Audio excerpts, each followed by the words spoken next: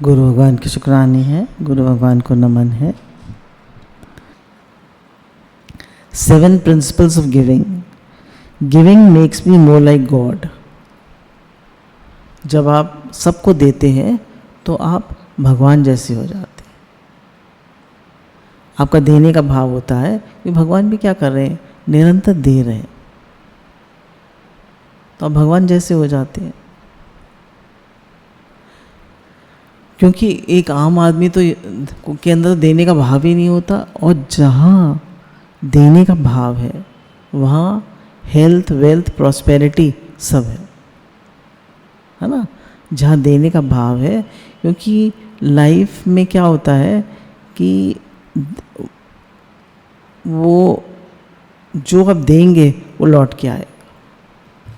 आप life is an eco. आप गाली देंगे, गाली मिलेगी। आप प्रेम देंगे, प्रेम मिलेगा। आप सबकी हेल्प करेंगे, सब लोग आपसे प्रेम मानेंगे, आपको दुआएं मिलेंगी, आपको सबका आशीर्वाद मिलेगा। दुआएं कितनी बड़ी चीज़ है। हम पैसा तो कमाते हैं पर दुआएं नहीं कमाते। तो giving makes you more like God. Giving draws me closer to God. जब हम सबकी हेल्प करते हैं, सबको देने का भाव रखते हैं, सबके लिए प्रेम का भाव रखते हैं, तो हम भगवान के नज़दीक आ जाते हैं। हमारा भगवान से प्रेम बढ़ता है, हमारा भगवान से अपनापन होता है ना। हमारा भगवान से अपनापन होता है। खाली दिखाने के लिए नहीं देना, देने की भावना हो, सबकी हेल्प हो, सबको। जैसे कल एक साधक है, उसको बताया कि जो लोग भजन करते हैं तो उनको ऐसे ऐसे मतलब उसके पैकेट्स बना बना के दिए जा रहे हैं। जैसे ज़्यादातर बंगाली लोग होते हैं राधा कुंड पे, वृंदावन में, तो उनको चावल ज़्यादा खाते हैं, तो चावल, दाल, आटा, चीनी, चाय पत्ती, कुछ मसाले, तेल की एक बॉटल, ऐसे पैकेट्स बना बना के दिए जाते हैं। तो उसने कहा कि उनको कुछ काम, वो भजन भी करें और कुछ काम भी करें। जैसे माला बनाना, है ना, जैसे माला बनाना, मंजीरे बनाना, और जैसे बहुत सारी माला होती हैं, जप माला होती हैं, गले में पहनने वाली माला होती हैं। पहले तो ये सब चाइना से आ जाया करती थी। तो बोले उसका मतलब था, वो हमेशा यही कहता है, वो साधक जो है हमेशा यही कहता है कि उनको कोई स्मॉल स्केल इंडस्ट्री खुलवा दो, और वो मतलब अपना जब भी करें और साथ में काम भी करें। तो आप लोग क्या कहते हैं? तो भगवान ने कहा कि जप जो है वो सबसे बड़ा यज्ञ है। तो अगर कोई जप कर रहा है और वो कुछ कर नहीं रहा, तो वो प्रकृति में योगदान नहीं दे रहा। बताइए, योगदान तो दे रहा है, वो जप कर रहा है, वो भी तो एक सारी प्रकृति में वो एक शुद्ध भाव भेज रहा है।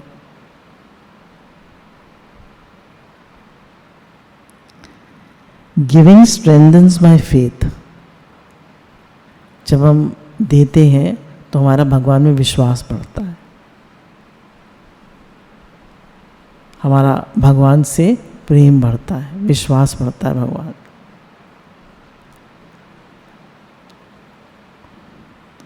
Giving is an investment for eternity. कह रहे जिसका सब कुछ तन मन धन, हम भगवान से प्रार्थना कर सकते हैं, हे नाथ मेरा तन मन धन सबके हित में लगे, सबकी सेवा हो, मेरा तन मन धन सबके लिए हो, ये जीवन निष्कामी बने, मेरे जीवन में सब के लिए प्रेम का भाव हो, भगवान आपसे प्रेम हो। आपसे प्रेम होगा तो सबसे प्रेम ऑटोमेटिकली हो जाएगा, क्योंकि सब आप में समाये हुए हैं।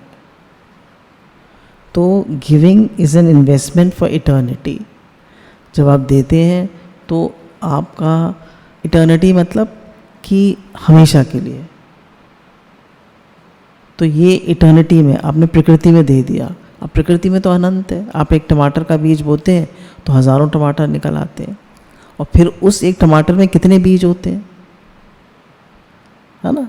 एक गेहूं का बीज बोते हैं तो कितने गेहूं कि वो बालियाँ निकलती हैं और उन बालियों में एक एक बाली में कितने गेहूँ होते हैं। तो प्रकृति तो अनंत करके देती है ना। प्रकृति का क्या काम है? अनंत करके। वैसे हम क्या देते हैं? बोले 1 दे 10 पावे। क्या आप क्या करेंगे? 10 मिल जाएंगे। पर आप प्रकृति में निष्काम भाव से दे देते हैं, जिनसे आपको कुछ नहीं चाहिए, तो उसका फल अनंत है। और जिसको दिया उससे मिलेगा ऐसा नहीं, भगवान देंगे आपको, है ना। भगवान देते हैं आपको, कोई व्यक्ति नहीं देता आपको, भगवान देते हैं। तो इसलिए हमेशा गुरु कहते हैं हेल्प करने का भाव, देने का भाव, अच्छा भाव, सबके लिए प्रेम का भाव, हमेशा शुक्राने मानना। शुक्राने मानना भी एक यज्ञ है। आज ऐसे पढ़ रहे थे तो उसमें था कि जब हम सबकी हेल्प करते हैं सब, तो हमारे बॉडी में ऑक्सीटोसिन हार्मोन रिलीज़ होता है। ऑक्सीटोसिन जो है, it is a hormone of love. जब हम लव्ड फील करते हैं तो ऑक्सीटोसिन रिलीज़ होता है। तो जब हम देते हैं प्रकृति में तो हम लव्ड फील करते हैं। क्यों? हमें सबकी अच्छी वाइब्रेशंस मिलती हैं, हमें सबकी दुआएं मिलती हैं।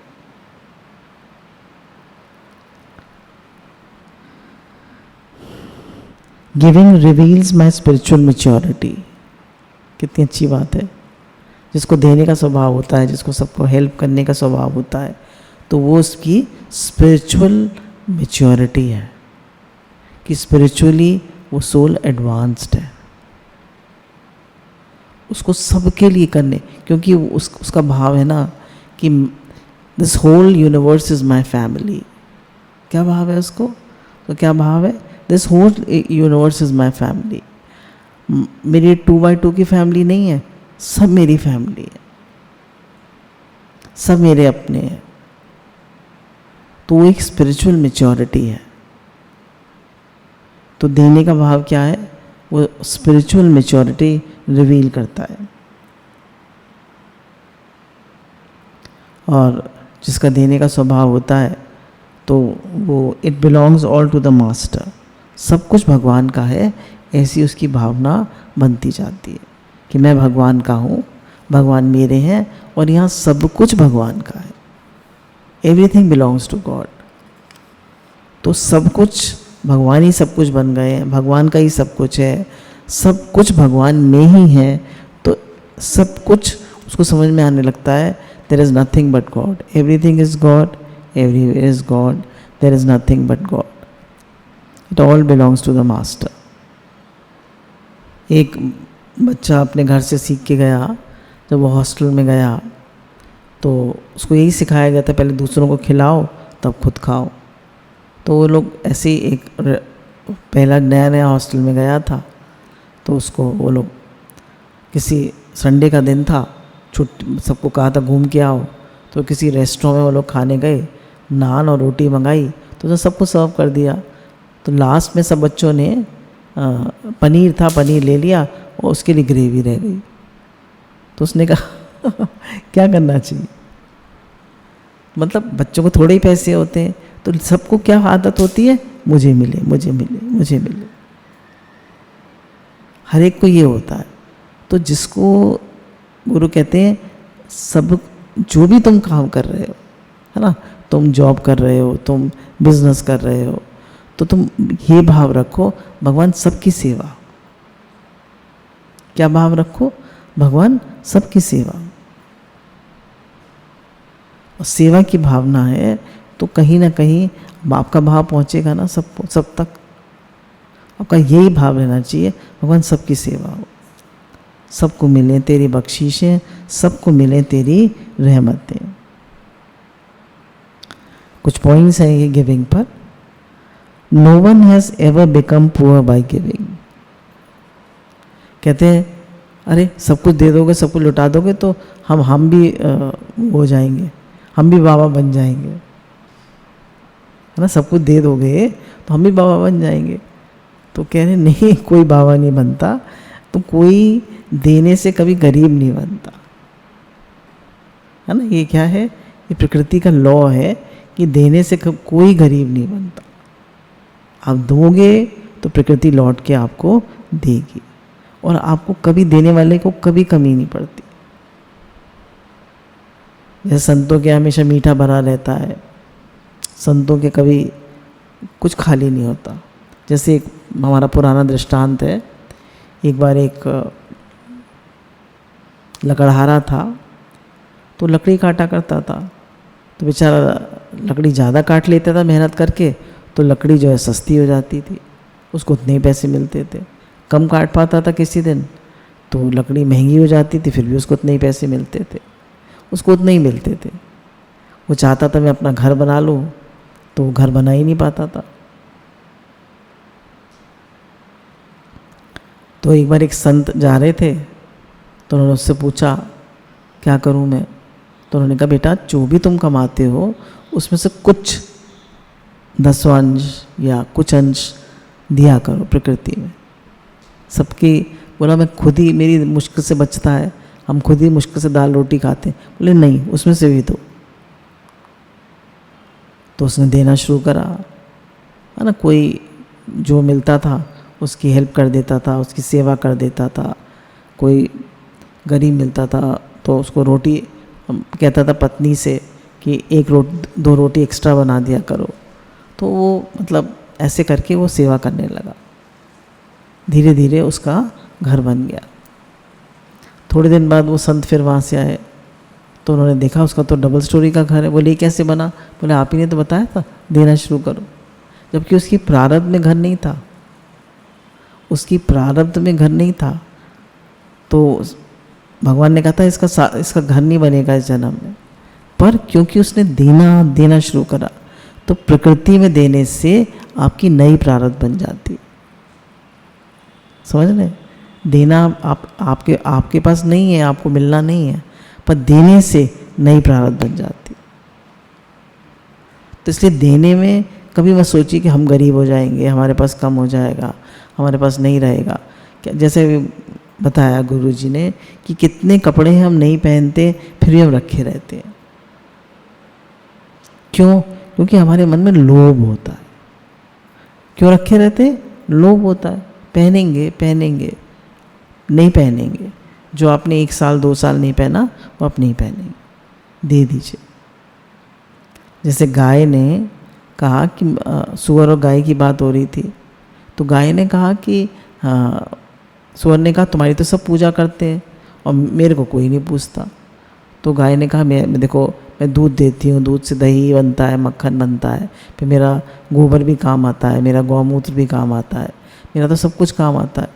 तो सुअर ने कहा मेरे भी उससे ब्रश बनते हैं, लोग मीट खाते हैं। तो उसने कहा तुम मरने के बाद देते हो, मैं जीते जी देती हूँ। तो मरने के बाद तो सब कुछ दिया जाता है, सब कुछ, है ना। फिर तो सबका ही हो गया सब कुछ। पर जो आपने जीते जी दे दिया, अपने हाथ से दे दिया, वही प्रकृति में इन्वेस्टमेंट है, वही देना है।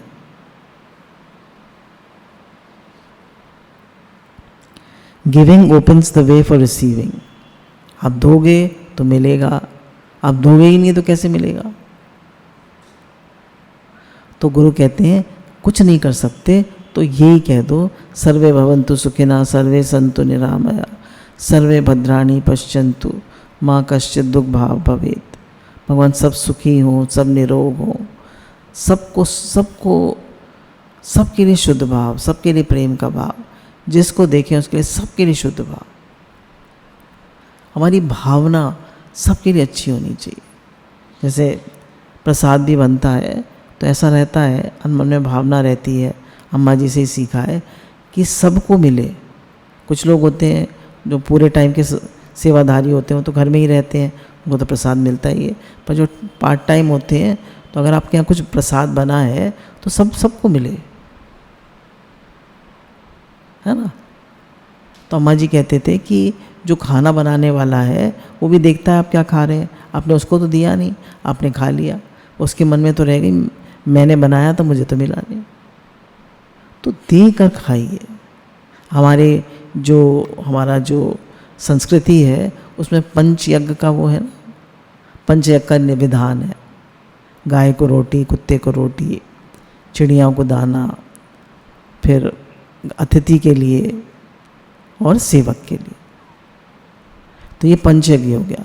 तो गुरु की कृपा से आज सब सत्संगी जितने भी हैं सबके घर में पंचयज्ञ हो रहा है। कितने शुक्राने हैं गुरु के, है ना, कितने शुक्राने। सबको यज्ञ करना सिखा दिया। तो हम सभी कर सकते हैं, चिड़िया को दाना डाल सकते हैं। गाय अगर हमें नहीं मिलती तो मानसिक दे दें, हमने गैया को रोटी खिला दी। कुत्ते तो थोड़े बहुत मिल ही जाते हैं, बिस्किट का पैकेट एक रखिए, कुत्ते को डाल दीजिए, रस्क डाल दीजिए, कुछ भी जो आपको मिले उसको डाल दीजिए। Success is finding satisfaction in giving more than you take. देखिए, जितना हमें मिल रहा है उतना हम दे रहे हैं। विचार करके देखिए, जितना हमें मिल रहा है उतना हम दे रहे हैं। तो सक्सेस क्या है? जितना हमें मिल रहा है उससे हम ज़्यादा दें। अब बच्चे होते हैं घर में तो उन्हें माता पिता का कितना प्रेम मिलता है, कितना प्रेम मिलता है। वो माता पिता की उतनी बात सुनते हैं, उतना उनकी रिस्पेक्ट करते हैं, उतनी उनकी सेवा करते हैं? नहीं करते। तो प्रकृति जो है वो हमेशा देना सिखाती है। देखिए, प्रकृति पूरी दे रही है ना। हम लोग गाते हैं, नदियाँ न पीवे कभी अपना जल, वृक्ष न खाएं कभी अपना फल, अपने तन का मन का धन का, दूजों को दे जो दान रे, वो सच्चा इंसान इस धरती का भगवान। प्रकृति तो दे ही दे रही है। ऑक्सीजन ना मिले तो जरा सी दे, पानी ना मिले तो, सूरज ना मिले तो। सूरज बिजली का बिल भेजता है, पानी का बिल आता है बारिश से।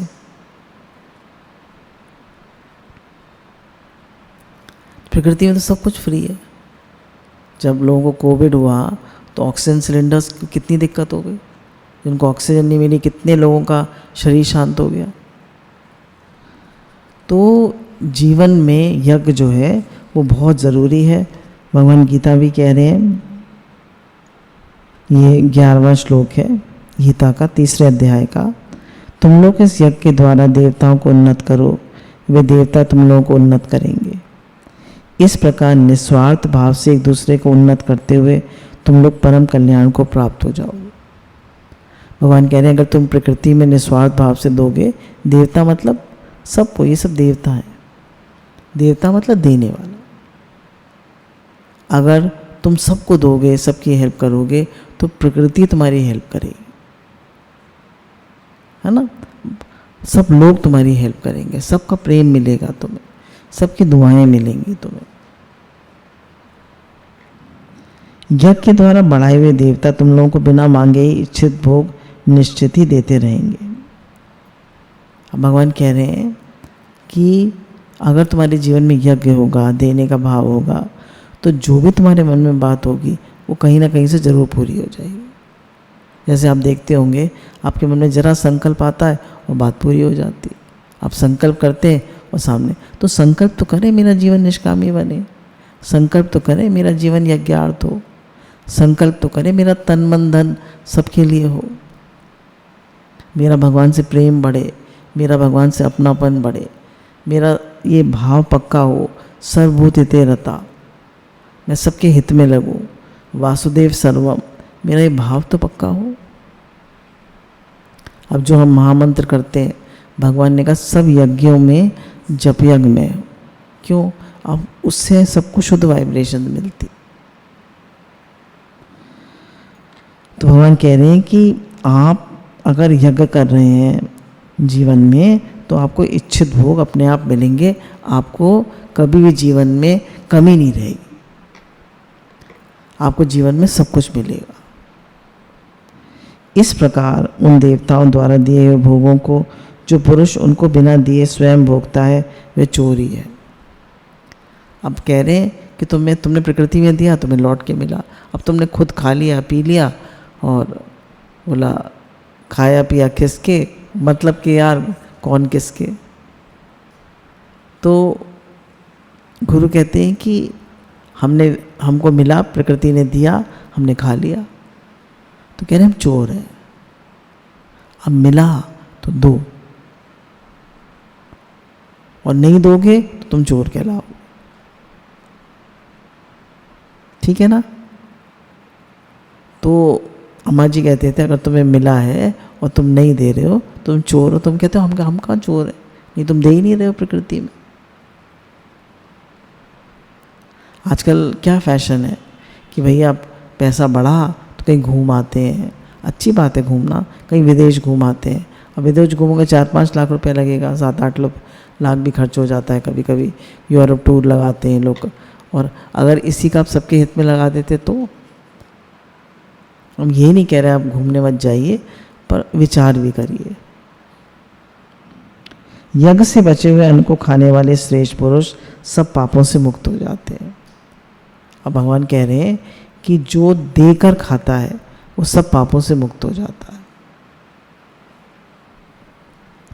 और जो पापी अपने शरीर पोषण के लिए ही अन्न पकाते हैं वो तो पाप को ही खाते हैं।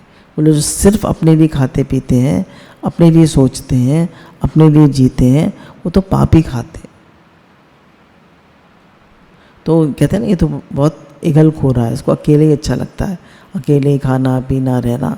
बहुत से लोग सिर्फ अपनी फैमिली तक सीमित रहते हैं, उनको किसी से कोई मतलब नहीं।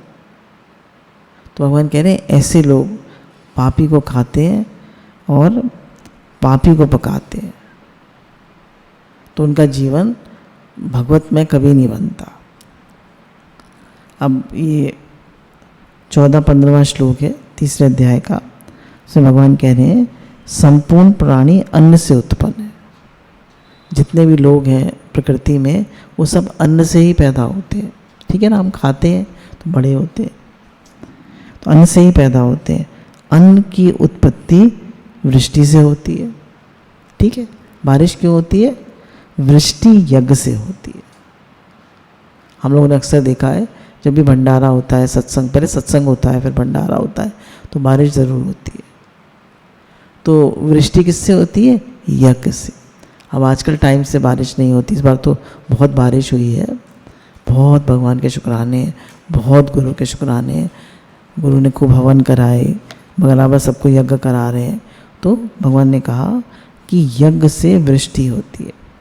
लोग देना बंद कर देते हैं तो वृष्टि भी नहीं होती, बारिश भी नहीं होती। जैसे जब मीरा को बुरी तरह किया गया चित्तौड़ में, उसके बाद बहुत अकाल पड़ा, बहुत अकाल पड़ा और बहुत लोगों को दुख और गरीबी सहना पड़ा। क्यों? क्योंकि उन्होंने मीरा को सताया था। भक्तों को कभी नहीं सताना चाहिए। अम्मा जी कहते थे जो भजनानंदी हैं, सत्संग में लगे हैं, उनको दो, उनके लिए करो। भजन कर रहे हैं लोग, तो मीरा तो भगवान से अनंत प्रेम था, तो वहाँ पर बिल्कुल सूखा पड़ा। तो भगवान कह रहे हैं यज्ञ से ही वृष्टि होती है। जब लोगों के जीवन में यज्ञ नहीं होता है, देने का भाव नहीं होता है, तो बारिश होना बंद हो जाता है। और यज्ञ वेद कर्मों से उत्पन्न होने वाला है। तो भगवान कह रहे हैं यज्ञ क्या है कि अपना अपना जो सेवा मिली है उसको ईमानदारी से, सच्चाई से और सबके हित के लिए करो। केवल मैं सुखी हूँ, मैं खुश हो जाऊँ, इसके लिए मत करो। जो भी सेवा मिली है, कर्म समुदाय को तो वेद से उत्पन्न और वेदों को अविनाशी परमात्मा से उत्पन्न जा। अब कह रहे हैं भगवान कि क्या करना चाहिए, क्या नहीं करना चाहिए, मनुष्य को कैसे चलना चाहिए, ये सब वेदों में लिखा है। और वेद किससे उत्पन्न है? परमात्मा से। वेद कहाँ से आए? परमात्मा से। तो परमात्मा, इससे सिद्ध होता है कि सर्वव्यापी परम अक्षर परमात्मा सदा ही यज्ञ में प्रतिष्ठित है। तो भगवान कह रहे हैं इसलिए जो भी तुम निष्काम भाव से कर्म कर रहे हो उसमें भगवान है ना। तो भगवान कह रहे हैं यज्ञ में भगवान हमेशा प्रतिष्ठित रहते, ऐसा समझ लो। हे पार्थ, जो पुरुष इस लोक में इस प्रकार परंपरा से प्रचलित सृष्टि चक्र के अनुकूल नहीं बरतता, अर्थात अपने कर्तव्य पालन नहीं करता, वह इंद्रियों द्वारा भोगों में रमण करने वाला पापा ये पुरुष व्यर्थ ही जीता है। अब भगवान कह रहे हैं जो सबकी सेवा नहीं करता, अपने कर्म को भी, जो उसको सेवा मिली है उसको भी ठीक से नहीं करता, तो वो व्यर्थ ही जीता है। केवल तो ऐसे व्यक्ति का जीना व्यर्थ ही है। तो हमारा जीवन यज्ञार्थ होना चाहिए, सबके लिए होना चाहिए, सबके लिए शुद्ध भाव होना चाहिए। शुद्ध भाव रखना सबके लिए यज्ञ ही है। हमेशा अपने विचारों को, अपने थॉट्स पर एक निगाह रखें, उसमें हमेशा शुद्ध भाव हो, प्रेम हो, शुक्राना हो, भगवत भाव हो, सबके लिए दुआएं हो, सबके लिए ब्लेसिंग्स हो, सबको हेल्प करने का भाव हो। ये यज्ञ है और यज्ञ से आपके जीवन में सब कुछ मिलता है। आप गुरु भगवान के अनंत अनंत अनंत शुक्राने।